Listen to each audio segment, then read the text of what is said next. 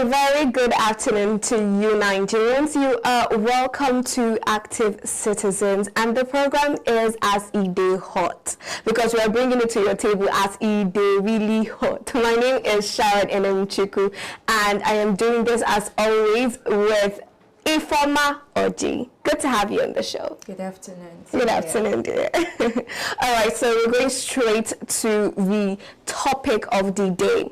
We are talking about two topics today. The Anambra situation. So Anambra threatens crackdown on parties violating 50 million naira campaign fee rule. And that is insightful because it's a whole lot that we have to dive deep on. But the next story is about Kemi Badenoch. She says that her main identity is British. She's still defending her stance on her citizenship, and it is really getting a whole lot of traction online. And we thought it was wise to discuss and bring it to Active Citizens, as this relates to good governance, poor governance, and all whatnot. But straight to that, there are opinions of different people. People have been, especially Nigerians, they've been tackling her on her particular statements, referencing the situation of her secondary school in Shagamu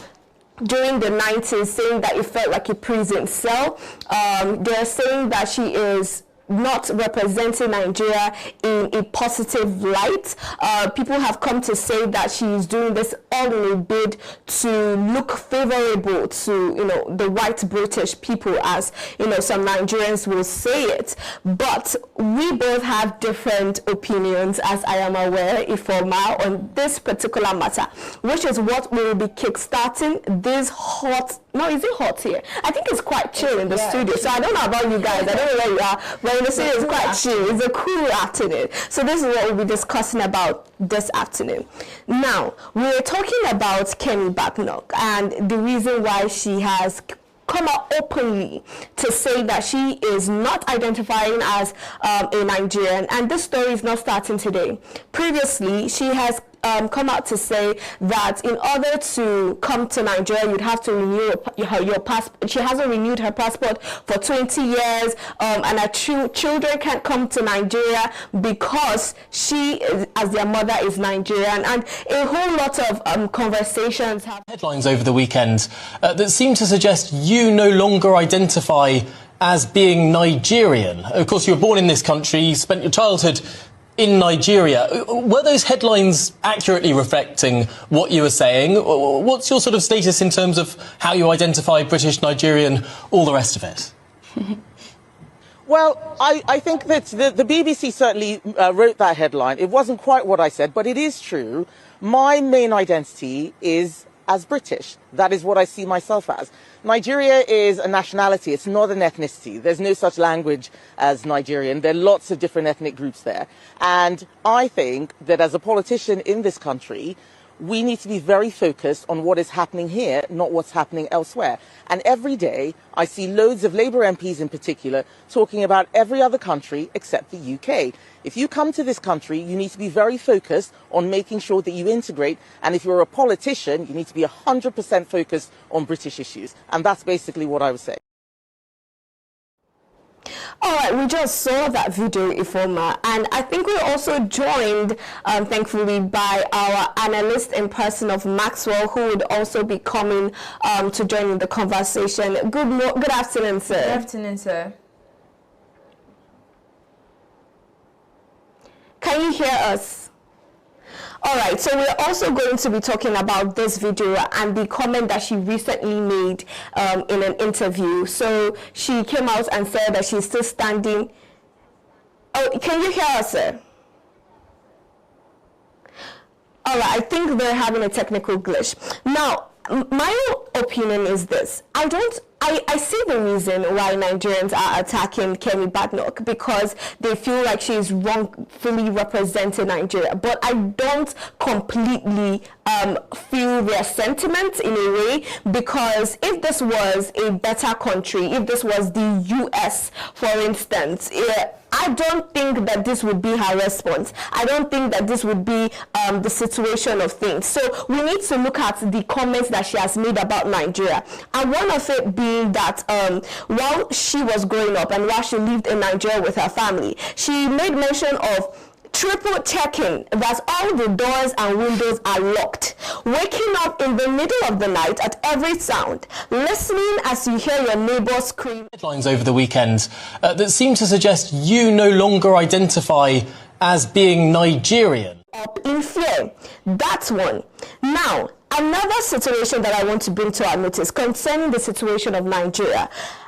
Why are Nigerians attacking her when she's saying her personal truth? When she's saying, oh, this is what I experienced, this is what I went through. And is it because it's gaining international recognition? Is it that Nigerians don't want their dirty linings to be aired in public because this situation is something they will formally accuse fraudsters, that fraudsters are putting Nigerians in a bad light? Is it because of the position that she holds? Is that why people are crying so much because of that? Now, secondly, another thing that I wanted to bring to notice is the reasons why Kemi Badenoch might be making such statements. So just this year, right, World Bank lists Nigeria among other nations facing rising poverty and hunger due to conflict.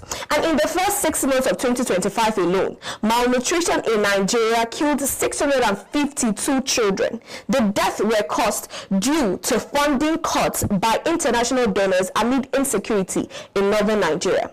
From 2011 to 2024, 91,470 Nigerians have lost their lives, according to the research, and the head of the research, Mr. Oluwafemi Adebayo, who attributed this to insecurity surge and to governance failures, economic disparities, and historical ethnic tensions. So now, with all this, my question is, can you really blame Kemi Badenoch when she has the option of another citizenship? Okay, her name, most persons or most Nigerians might not know the full name she bears. Her full name is Kemi Funtu Badenoch. Now, how does that sound? Does it sound British? Now, Badenoch studied in her university. Well, sorry, I say university. Her secondary school was in Shagamu. It is Nigeria here, in Ogun State to be precise. Now, not just that, she lived part of her life in Nigeria and the UK. So she was shortly between Nigeria and UK. Now, the controversies around the whole thing is that she has been making negative comments about Nigerians, Nigeria and its system, and even people that live in Nigeria. Let me cite an example. There was a time she mentioned something about, they asked her a question, if she believes in the British police.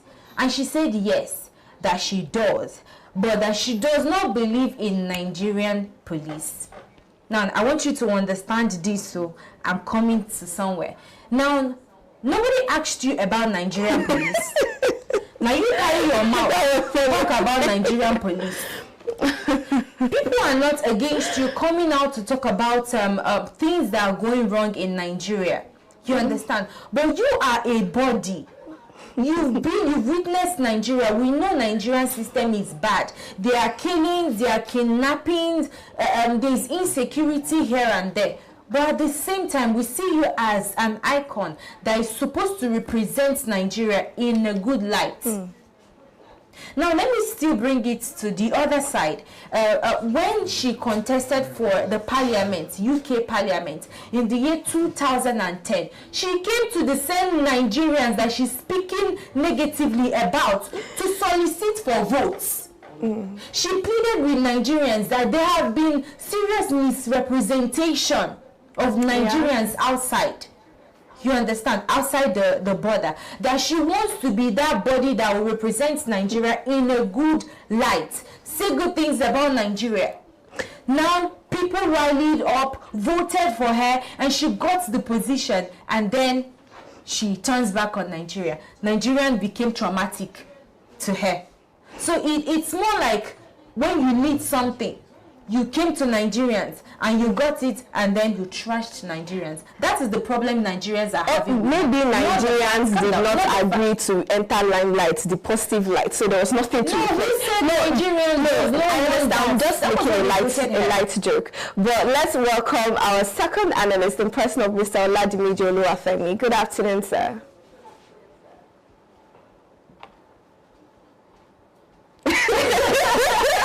I've been trying to contain my laughter. She is. And we want to get... Good afternoon. We have Maxwell here with us, so you might want to say hi.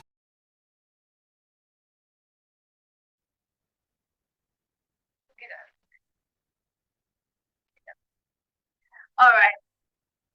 All right, so we love the fact that the both of you are here. So it's going to be a roundtable discussion. I want to take your perspective briefly as possible on her statement, not just this current one, but like the flow and the thread of statements that she has made in the past.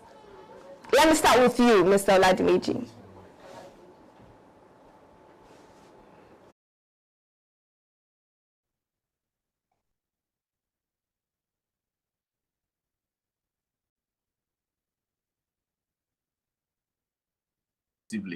They will say, on the farm, even if you give a madman a hoe, he will heap the sand to his side. I mean, the soil to his side. Now, we have given Kemi the leeway to throw us under the bus continuously with our failures in all of our sectors. Let me just leave it at that for an introduction. All right, thank you very much. What do you have to say, Mr. Maxwell? Well, thank you for having me. If I'm to address the issues generally, I don't know if to address every aspect of the statement, or this is supposed to be an introduction to the conversation. I'm supposed to get your perspective on the Kemi Badenoch statement before we move on to the next story. So, in that regard, I have a problem with Kemi, and the reasons are not far-fetched. For a person like Kemi who has experienced the Nigerian situation, her statement should be one that could call for a reason for Western world to look back on countries like ours and find a way to help in lifting, well, the most populous Black nation. This is in no way trying to put all of the eggs in the basket of the foreigners to help us lift Nigeria. But for a person with Nigerian descent, I think that she's doing too much to paint us so bad with an ugly.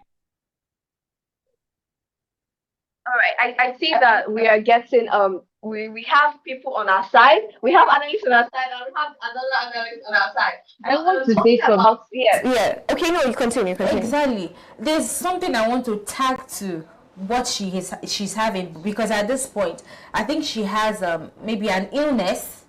Yes, an illness I can address as selective identity amnesia, which means that you cannot acknowledge your root.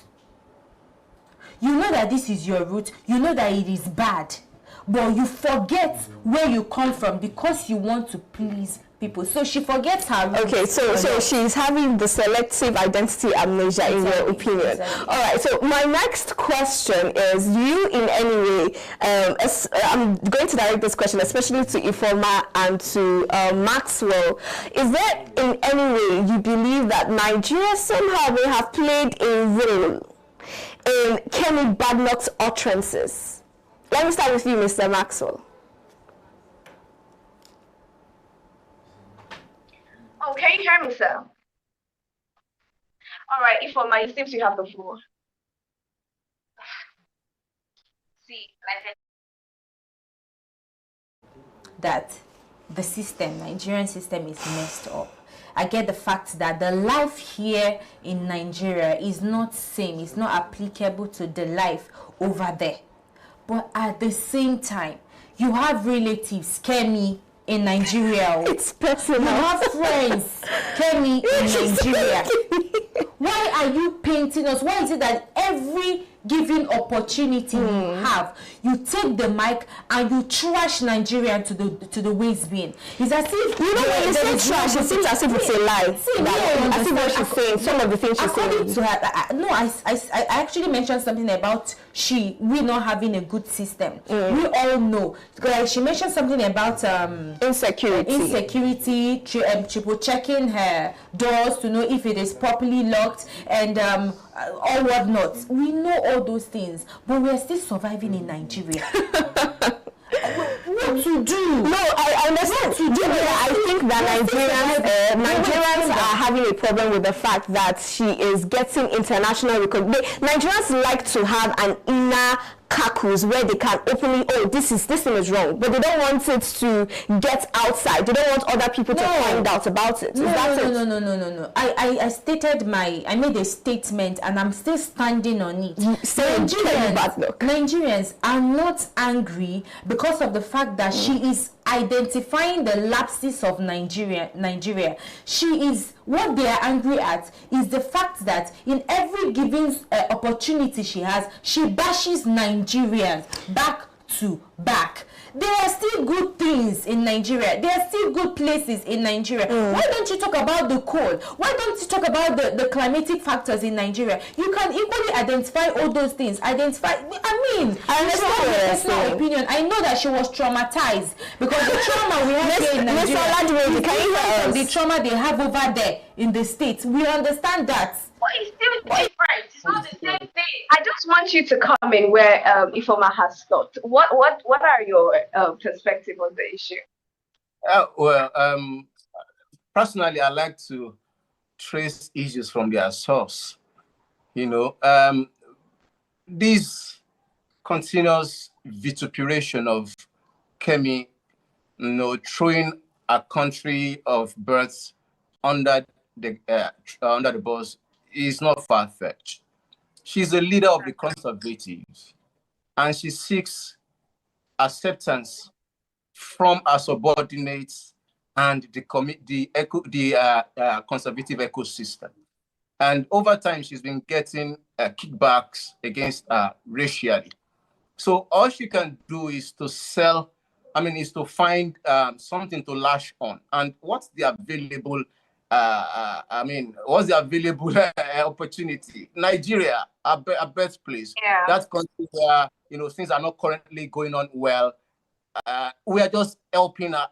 Let's take, for instance, if our system were working and our educational system revamped from when Badenoch was in the system, what she's saying right now would have been completely in isolation, and it will completely blow back in our face. But right now, every time she comes out to lash at us, and people go on Google to want to confirm, people are saying something like Nigerian child is with 33% propensity, of surviving in a country like this.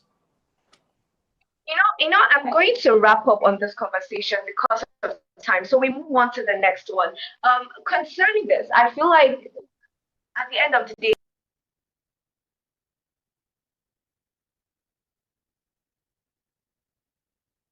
I understand that all we want is for Kemi Badenoch to kind of lessen the weight of attack Nigeria and her reputation as a whole. They want her to be patriotic about the country she grew up in for some part of her life and the country she's originally from. But at the end of the day, we cannot dictate to people how to live their lives. So we can't tell them where to belong. We can't enforce it. It's a personal choice at the end of the day, even though it might have sort of consequences on a national scale. She's still entitled to her opinions and her identity. We are not to choose for her. If she says she's not Nigerian, then she's not Nigerian. She's Nigerian.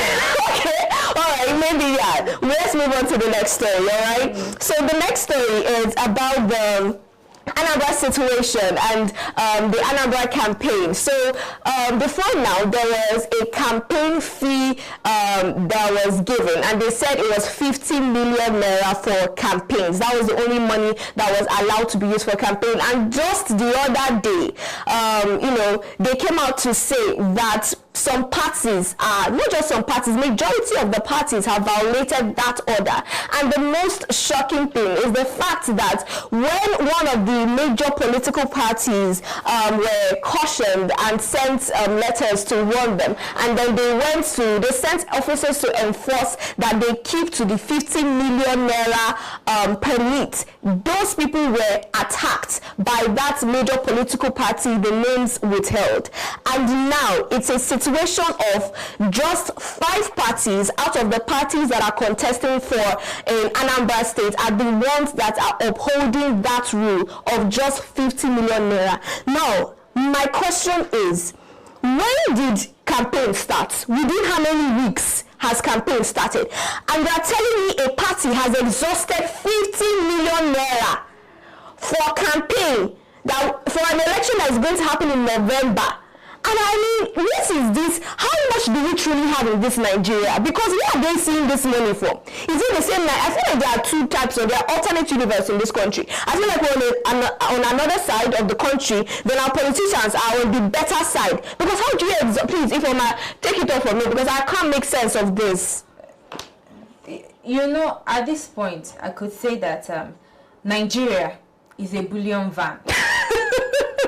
That's what I can say. Because you're saying that we don't have money, you're going ahead to borrow money, and yet we are still hearing figures every day. We come to this table, we mention 712 or something billion, we mention 10 billion, billions is everywhere. But let's go over to answer according to, which is Anambra State Signage and Advertisement that was established in September 16th, 2010, and according to them, the what's it called, the body was actually established to taking care of regulating and controlling and managing outdoor advertising and campaigns and the rest of it.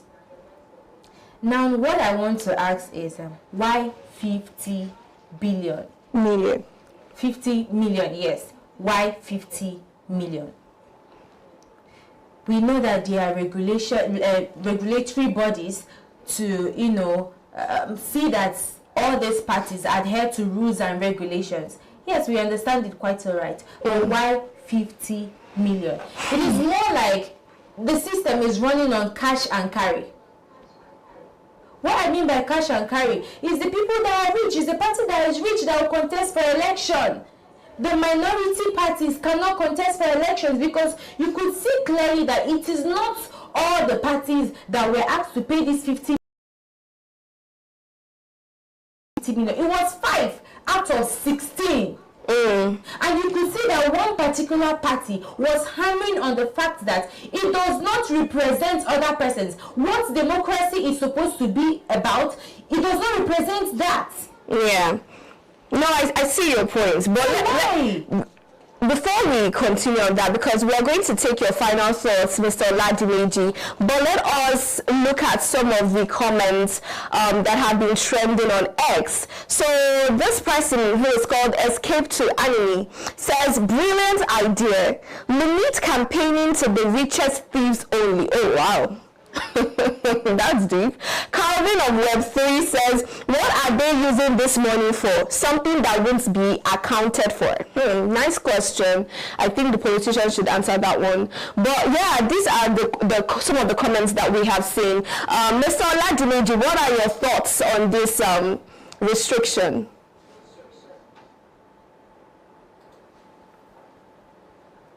It's we have dollarized politics. So if Anambra is towing that path, I'm not shocked. I'm not surprised. It's a dollarized system. I mean, it's transactional politics. So the last circle, you see how Shore's party came all out shouting over other political parties with their astronomical forms fee. You know, it's just the way it is in this country. And so, like that person, Annie said, you know, rightly, they don't account for these monies. It's just for, you know, political stalwarts to have some bites. Oh, Mr. Olatunji, I believe that a majority of Nigerians have the same view on the matter. But I have just one question, and I would really appreciate if you can answer as briefly as possible, as time is running out. But the question is, could the high cost of materials in the market, advertising materials, especially papers, pamphlets, the cost of putting up billboards now, could that be the reason why these politicians have exhausted 15 million naira in just a few weeks? Who is responsible for the astronomy, for the high? The reason why these politicians have exhausted 15 million naira in just a few weeks. Who is responsible for the astronomy? About it.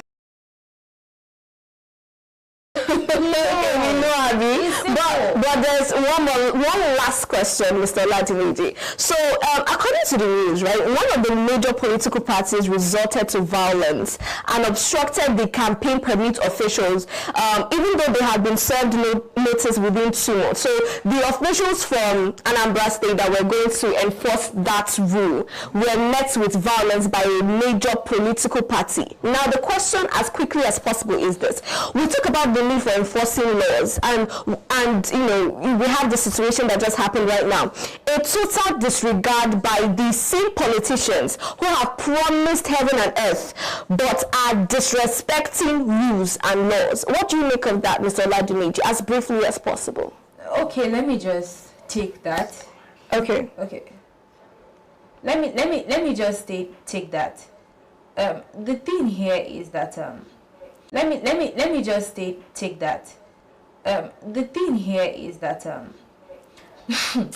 this matter again. But yeah, the thing there is that you created a rule. We know that people must live by the rules. You get dating from time. But at the same time, you're creating rule and then you're placing a particular amount of money on those rules. Imagine if you don't pay 50 million naira, that you will not campaign. And if you campaign, they will sue you or something like that. You face the sanction. No, they were saying that you should not just exhaust the 50 million, that you can spend 50 million, but don't go past it. So it means that those people that they sanction have passed that. Don't pay 50 million naira, that should be able to the highest bidder. That's what I have to say. Thank you very to the highest bidder. That's what I have to say. Thank you very much. Well said. To our listeners and our viewers, thank you so much for joining us in the conversation. And to our analysts and persons of Mr. Olatunji Oluwafemi, you've always been a delight. And also to our analyst, Mr. Maxwell, so far, but this is where we'll have to call it a wrap. Thank you for, oh my lord, I'm sorry, thank you as always for joining me. And to our viewers, please make sure to follow us on all our social media platforms. You can follow me on my personal platform at Sharon Chuku, and for you, Miss Alex. All right, till we see you this evening, don't go nowhere.